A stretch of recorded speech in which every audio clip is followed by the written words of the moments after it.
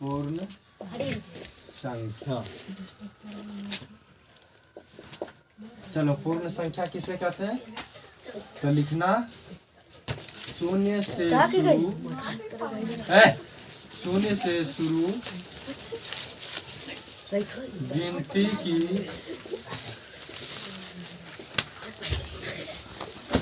सभी संख्याओं को पूर्ण संख्या कहते हैं। शून्य से शुरू गिनती की सभी संख्याओं को पूर्ण संख्या कहते हैं। तो शून्य से शुरू होता है। शून्य कहाँ से? जीरो से।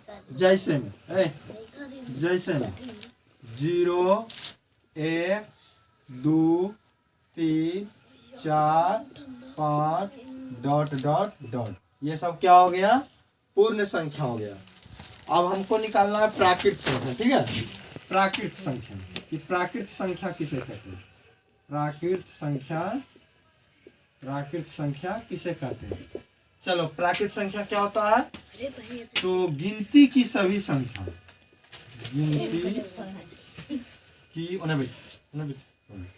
गिनती की सभी संख्याओं को गिनती की सभी संख्याओं को क्या कहेंगे? प्राकृत संख्या कहते। तो बताओ गिनती कहाँ से शुरू होता है? गिनती कहाँ शुरू होता है? जैसे 1 2 3 4 5 डॉट डॉट डॉट। बताओ गिनती समाप्त होने वाला चीज है? गिनती समाप्त होगा रे? नहीं समाप्त होगा। 100 तक जाएंगे, 100 तक नहीं समाप्त हुआ। फिर 101 ना आ जाता है, तो 101 आ जाएगा। तो बताओ गिनती समाप्त हुआ? तो गिनती कभी समाप्त नहीं होता है। उसके बाद हम पूर्ण संख्या हो गया, चला प्राकृत संख्या हो गया। अब हम तुमको सिखाते हैं सम संख्या। इस सम संख्या किसे कहते हैं? सम संख्या जो संख्या 2 से पूरी तरह विभाजित हो,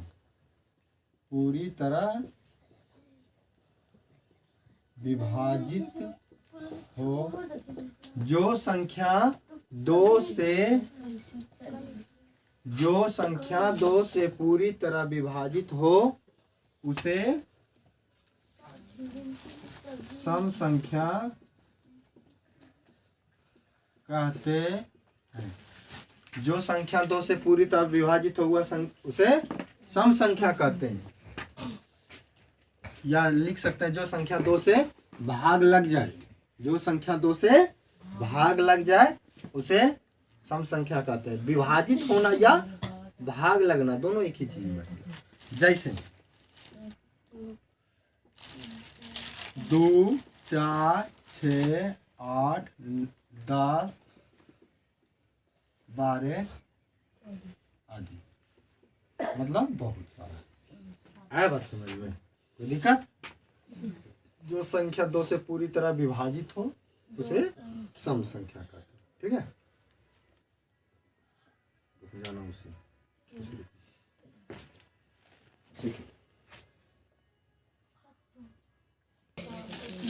चलो सम संख्या हो गया। अब विषम संख्या देखो है कि विषम संख्या किसे कहते हैं ना? तो जो संख्या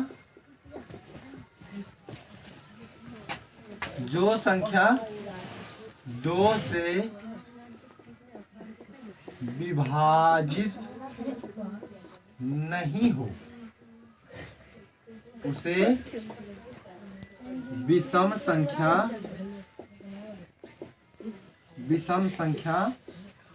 कहते हैं। उसे क्या कहेंगे? विषम संख्या। अब जैसे 3 1 3 5 7 9 11, 13 आदि। बहुत हो गया है ना। जो 2 से क्या है, 2 से विभाजित नहीं है रे। कर्मी बनर बन 2 से विभाजित नहीं है। तो तुमको सम संख्या, विषम संख्या, अब क्या रह गया, अब रह गया चला पूर्णांक संख्या किसे कहते हैं, तब पता चलेगा, या अभाज्य संख्या। सबसे पहले हम तुमको सिखाते चला अभाज्य संख्या। अभाज्य संख्या किसे रे, अभाज्य संख्या किसे कहते हैं? तो जिस वैसी संख्या जिसका सिर्फ 2 अपवर्त्य हो, या कह सकते हैं कि वैसी संख्या जो एक और स्वयं से ही विभाजित हो। तो हम लिखेंगे कि वैसी संख्या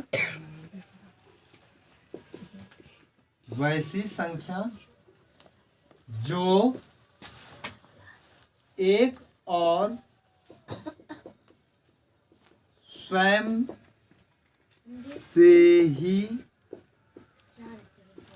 विभाजित हो, उसे अभाज्य संख्या कहते हैं। अब कहने का मतलब स्वयं मतलब क्या होता है, अपने आप। ठीक है, तो वैसा संख्या कौन है, जैसे वैसा संख्या कौन है, 2 है, 3 है, 5 है, 7 है, 11 है, 13 है, 17 है, 19 है, 23 है, डॉट डॉट बहुत आदि प्रकार, बहुत तरह। अब तुम लोग के मन में चल रहा होगा कि 9 काहे नहीं हुआ बीच में 9, तो 9 देखो चला केकरा के रस कट जाता है, 1 से भी कटता है, 3 से भी कटता है और 9 से भी, तो ज्यादा हो गया। 2 मिनिमम यानी अधिकतम 2 गो होना चाहिए, 2 गो संख्या से कटना चाहिए, है बात समझ। तो कट रहा है को संख्या से, तो 3 गो से, तो ये नहीं होगा। ठीक है,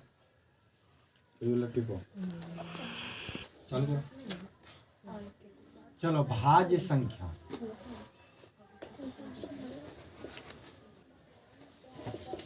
है भाज्य संख्या क्या है, तो बस जैसे अभाज्य का लिखा है चला, इसमें भाज्य का क्या होगा कि वैसी संख्या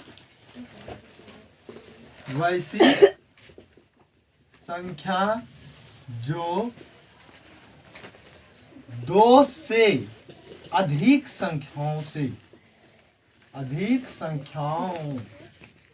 2 से अधिक संख्याओं से विभाजित हो, उसे भाज्य संख्या कहते। 2 से अधिक संख्याओं से विभाजित हो मतलब कि 2 गो से नहीं। जैसे मान लिया जाए चला, जैसे में हम 6 को कहें तो 6 बताओ कितना कितना से कटता है, 1 से भी कटता है, 2 से भी कटता है, 3 से भी कटता है, 6 से भी, तो 4 गो हुआ ना, 2 गो से अधिक हुआ ना। जो 2 से अधिक हो जाए, 2 गो से अधिक से विभाजित हो, तो वह संख्या भाज्य संख्या होता है। जैसे 8 गो हो गया, 9 हो गया, 12 हो गया, 15 हो गया, 18 हो गया, 20 हो गया आदि। ये सब क्या हुआ चला, ये सब भाज्य संख्या हुआ जो 2 से अधिक संख्याओं से भी विभाजित है। अब चलना है तुमको, चलना है पूर्णांक संख्या किसे कहते हैं। पूर्णांक संख्या किसे कहते हैं, तो पूर्णांक संख्या क्या होता है चला कि धनात्मक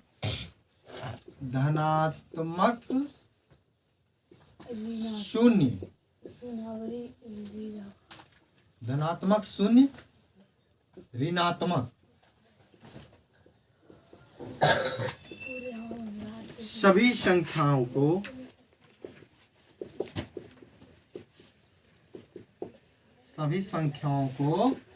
क्या कहेंगे, पूर्णांक संख्या पूर्णांक संख्या कहते हैं। धनात्मक, शून्य, ऋणात्मक सभी संख्या को पूर्णांक संख्या कहेंगे। जैसे